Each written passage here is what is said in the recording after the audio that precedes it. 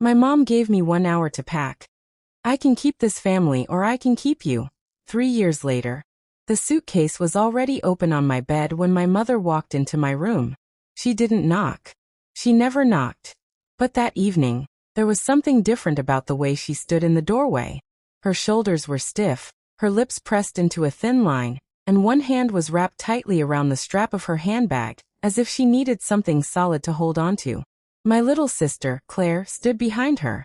Neither of them looked at me. My mother glanced at the clock on my wall.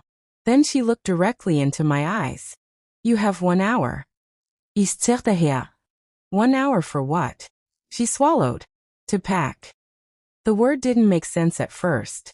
I actually laughed. Not because it was funny, because sometimes your mind rejects something before your heart has time to understand it. Pack what? Your things. My smile disappeared. Why? My mother looked toward Claire. Claire finally raised her eyes. There was guilt in them. Or maybe fear. I couldn't tell. Then my mother said the sentence that would divide my life into everything before that moment, and everything after it. I can keep this family or I can keep you.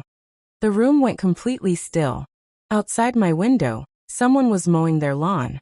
A car passed on the street. Somewhere downstairs, the refrigerator clicked on. Ordinary sounds. That was what made it so unreal. I looked at my mother, waiting for her to smile and tell me this was some cruel joke. She didn't. You have until 7, she said. It's 6. I know. You want me gone in an hour? Her jaw tightened. I want you to stop making this harder. For who? She didn't answer. I looked at Claire. Did you know? Her eyes filled instantly. Mom. Don't, my mother said sharply. Claire went silent. That was the first thing I noticed. Not the suitcase. Not the ultimatum. The silence. My sister had always been the person who spoke when everyone else was afraid to. She would argue with Dad, tease Mom, defend me at dinner, and complain loudly when someone took the last piece of pie. But now she couldn't even look at me. And suddenly, I understood that this wasn't an argument that had started today. It had started long before I knew there was a fight. I was 28 years old, had a master's degree in accounting, worked as a financial analyst for a regional construction company, and had spent most of my adult life believing that being useful was the same thing as being loved. That belief had been taught to me slowly, almost kindly.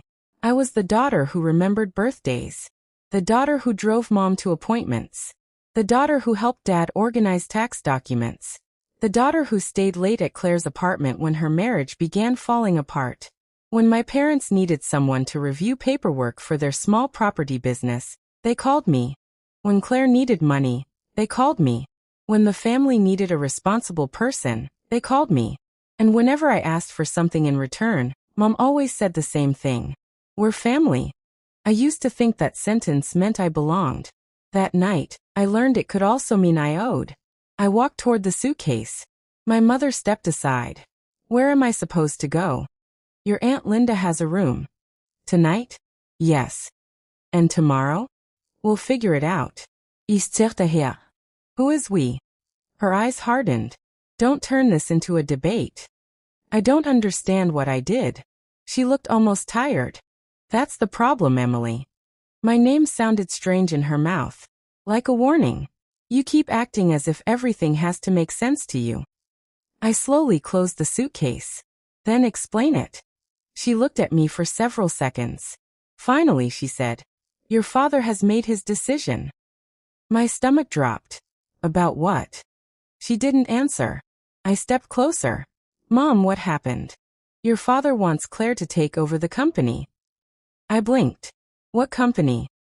Our company. I almost laughed again. The property business? Yes. And he says you're interfering. Interfering.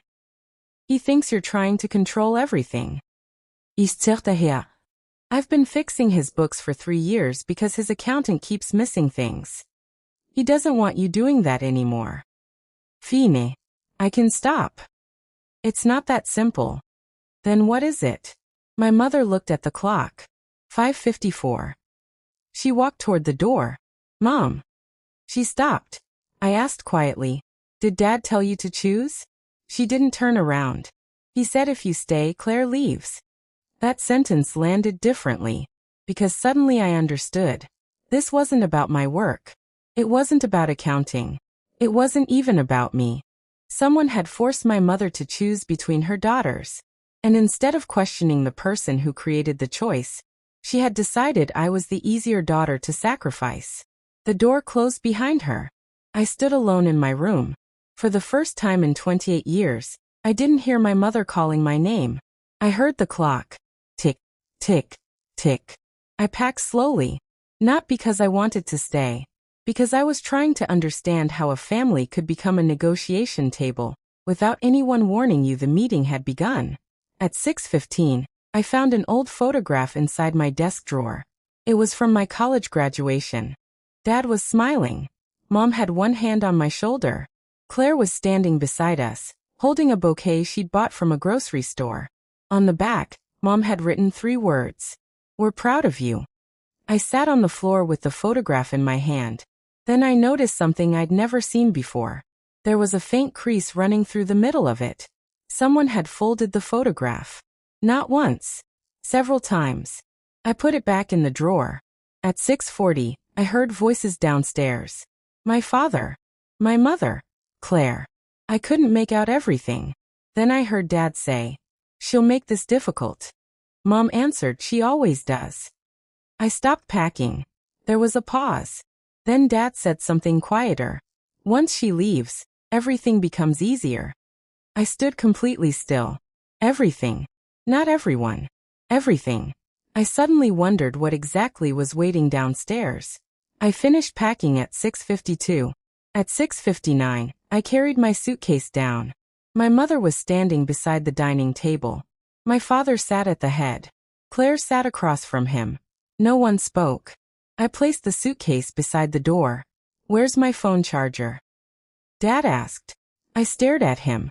He looked irritated, as if I were leaving for college again, and the timing was inconvenient. "Upstairs." "Bring it." Something inside me changed. I smiled faintly. "No." He looked up. It was the first time I'd ever refused him without explaining myself afterward.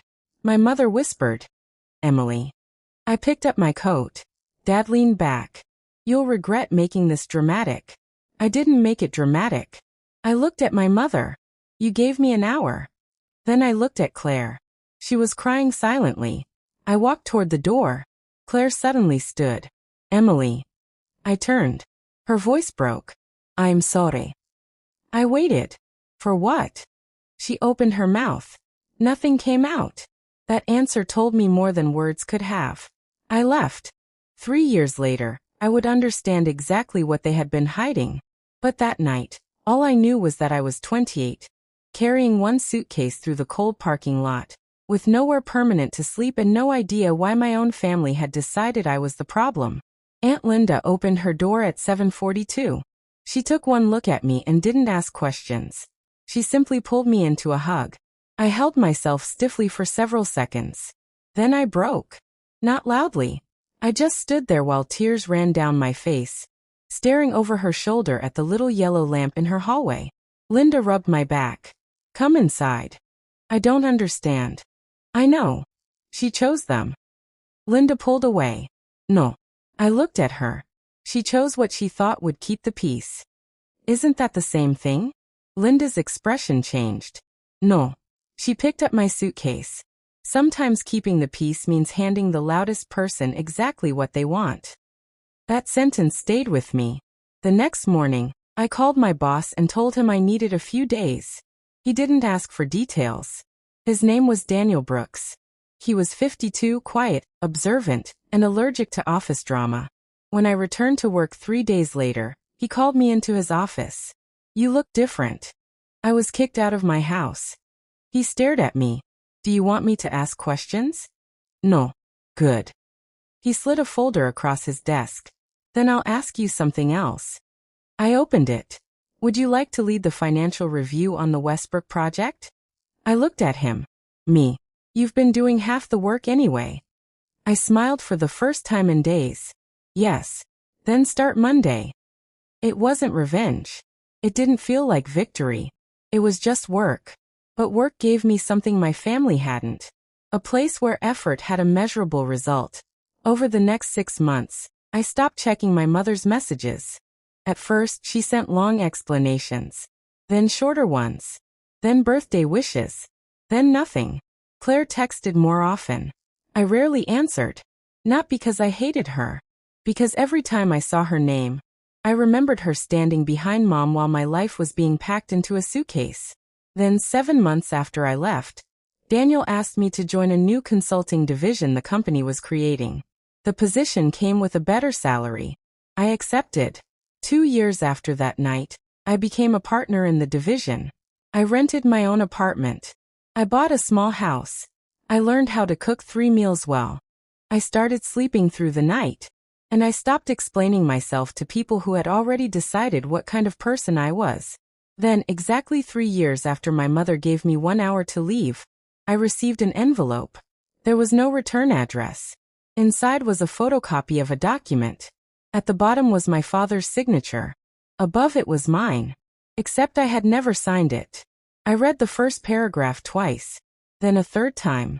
It was a financial authorization connected to the family property company. My signature appeared beneath a transfer approval. A transfer I had never authorized. My hands went cold. I called the number printed on the document. A lawyer answered. Ms. Carter. Yes. This is Jonathan Reed. Your sister gave me permission to contact you. Why? There was a pause. Because your family business is under financial review. I sat down. What does that have to do with me? Your name appears on several documents. Those signatures are not mine. I know. I looked at the paper again. Then why are you calling me? Because someone used your credentials. I couldn't breathe for a second. Who? We don't know yet. I closed my eyes. Then I remembered something. 3 years earlier, on the night I left, Dad had said, once she leaves, everything becomes easier. At the time, I thought he meant the family. Now I wasn't so sure. Jonathan continued. There is one more issue. What? The company has significant outstanding debt. How much? He told me. I stared at the wall. It was far more than the business could realistically cover. How? That's what we're trying to determine. I stood. Send me everything. Are you sure? Yes. Miss Carter, if these documents were created without your authorization, you may have been deliberately positioned to absorb liability. The room seemed to tilt. You're saying they might have planned to blame me? I'm saying we need evidence. I looked at the photocopy again. Suddenly, my mother's ultimatum made sense. Not emotionally. Financially. If I was gone, they could use my credentials without me being present to question anything. If the company collapsed, the person whose name appeared on the paperwork could become the easiest target. Me. I spent the next 3 weeks investigating quietly. I didn't call my parents. I didn't confront Claire. I didn't post anything online. I didn't tell friends. I simply collected documents, bank statements, invoices, property records, email timestamps, accounting software logs, authorization histories. Every discrepancy went into a spreadsheet. Every unexplained transfer got a note. And slowly, a pattern emerged. The first questionable transaction had happened 4 months before I was thrown out. The second happened 6 weeks later. The third occurred 2 days before my mother gave me 1 hour to pack. My stomach tightened. This had not been a spontaneous family argument. It had been preparation. Someone had been building a financial story around my name. And then they had removed me from the house. I stared at the dates for nearly an hour. Then I noticed something. All 3 transactions had been approved from the same device. My old laptop. The one I had left at my parents' house. I leaned back. There it was. Not proof, but a door. And behind that door was the truth I'd been trying not to imagine. Claire called that night. I almost ignored it. Then I answered. Hello. She didn't speak. Claire. I'm sorry. I closed my eyes. That's becoming a habit. I know. Why are you calling? Because Dad knows you're looking. My eyes opened. How? Because someone at the bank mentioned your name. Claire, what happened? Silence. Then she whispered. I didn't know. Didn't know what? Not at first. My voice became quieter. Tell me. She started crying. I thought Mom was just trying to protect the company. From me. No. Then from who? She didn't answer. I waited. Finally she said, Dad borrowed money. How much? Too much. For what? Investments. What kind? Properties. Renovations. Things that were supposed to make us more money. And he lost. I sat down. How much? She told me. I looked at the spreadsheet on my desk. The numbers matched. Why was my name on the documents? Claire went silent. Claire. I didn't put it there. I didn't ask who put it there. She breathed shakily. Mom did. I couldn't speak. She said it was temporary. I stared at the floor. Why? Because Dad was threatening to sell the house. My throat tightened. What did that have to do with me? Mom said if your name was attached to the business, the bank would approve the restructuring. And then you found out about the missing money. I understood. They had needed my financial credibility, my professional reputation, my credentials. And when I began asking questions, I became dangerous. Did Mom know they were using my name? Yes. Did you? I found out later. Why didn't you tell me? Her crying became quieter. Because Mom said Dad would leave us. I stared at the wall. And you believed her? Yes. The honesty hurt more than an excuse would have. Claire. Yes. You were the only person who could have stopped it. I know. No. My voice softened. You don't. There was silence. You thought choosing the family meant keeping everyone together. She whispered, didn't it? No. I looked at the evidence on my desk. It meant keeping a lie alive. The next morning, Jonathan and I met with an independent forensic accountant. Her name was Mara Ellis. She was 46, direct, patient, and had a habit of tapping her pen whenever she found something interesting. After 3 hours, she closed the file. Emily, this isn't sloppy bookkeeping. What is it? A structure. My stomach tightened. Explain. Money moved between several entities. Some were legitimate. Some were barely active. Your credentials were used to approve transactions that made the transfers appear authorized. By my father?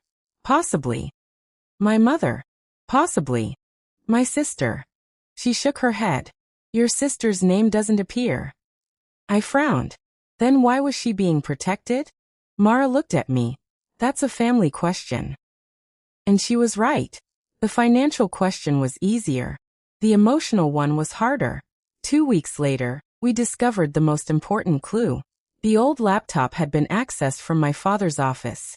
The login occurred at 2:13 a.m.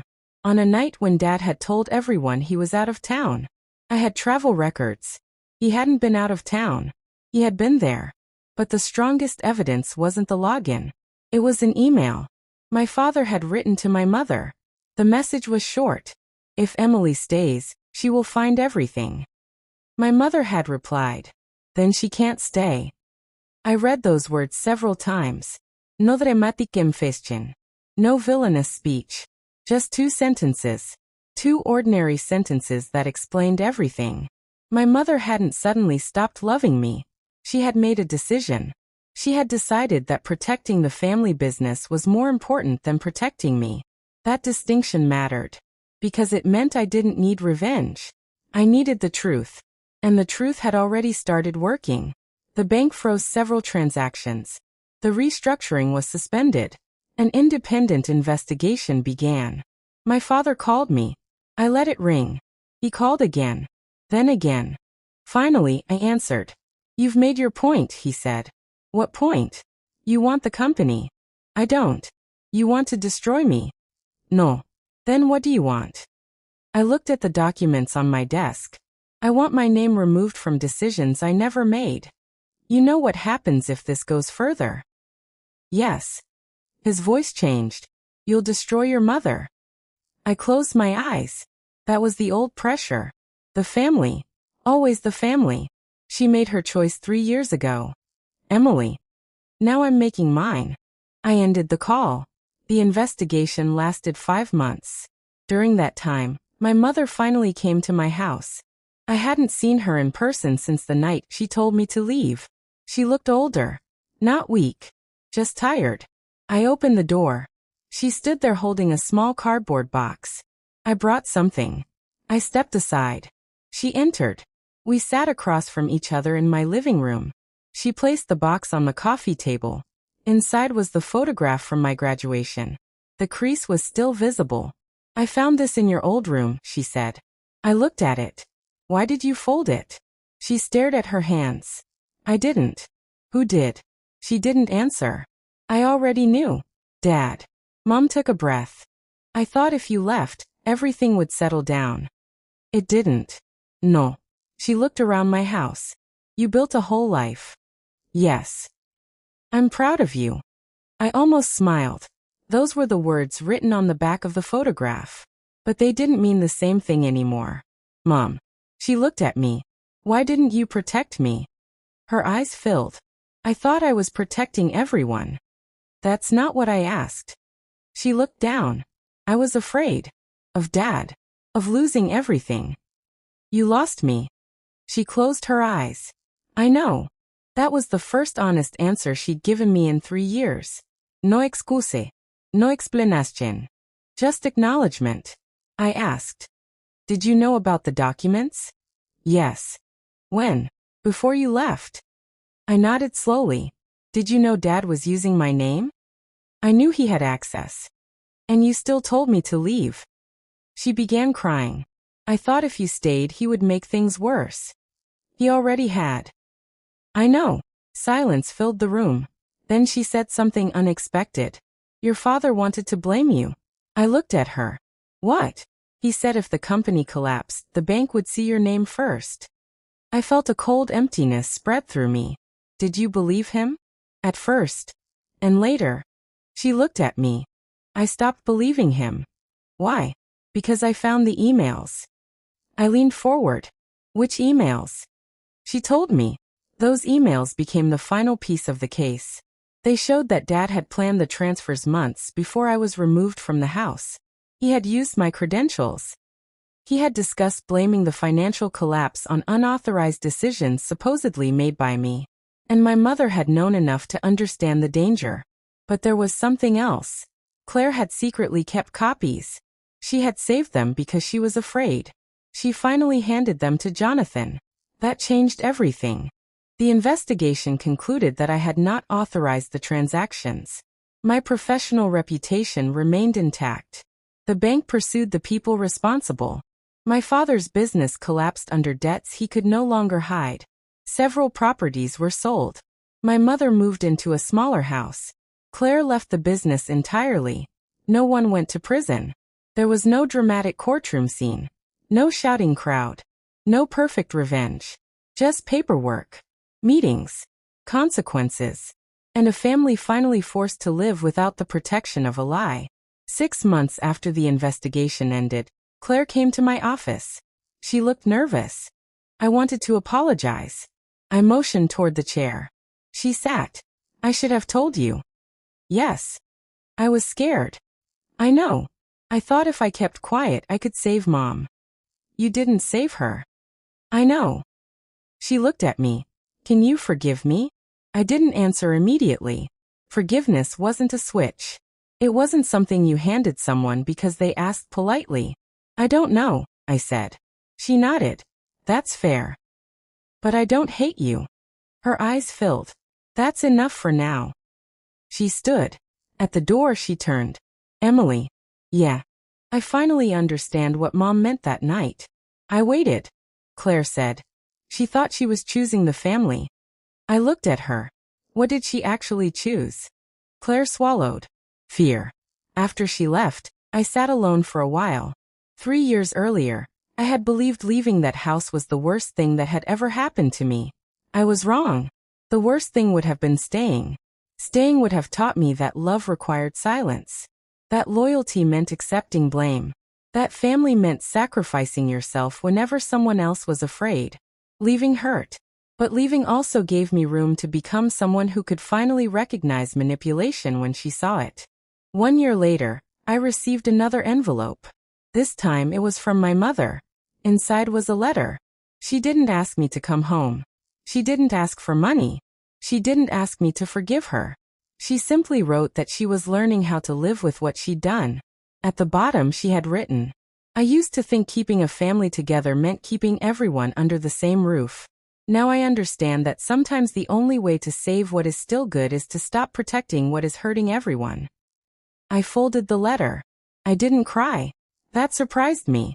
3 years after being given 1 hour to pack, I had finally reached a place where the past could knock on my door without deciding what happened next. I visited my mother the following Sunday. We drank tea at her kitchen table. She asked about work. I told her about a project I was leading. She smiled. Not the proud smile from my graduation photograph. Something smaller. More honest. "You're good at this," she said. "I know." She laughed softly. It was the first time we'd laughed together in years. After a while she asked, "Do you ever wish you'd stayed?" I looked out the window. "No." She nodded. "I don't either." That answer surprised me. Why? Because if you had stayed, I might never have learned what I was capable of becoming without fear. I reached across the table. She took my hand. There was no dramatic reconciliation. No promise that everything would return to the way it had been. We both knew better than that. Some things don't return. They become something else. Something more careful. More honest. On the drive home, I stopped at a red light. The evening sun reflected off the windshield. For a moment, I remembered that suitcase. The open bedroom door. The clock. My mother's voice. 1 hour. I had spent years thinking that sentence represented the moment my family rejected me.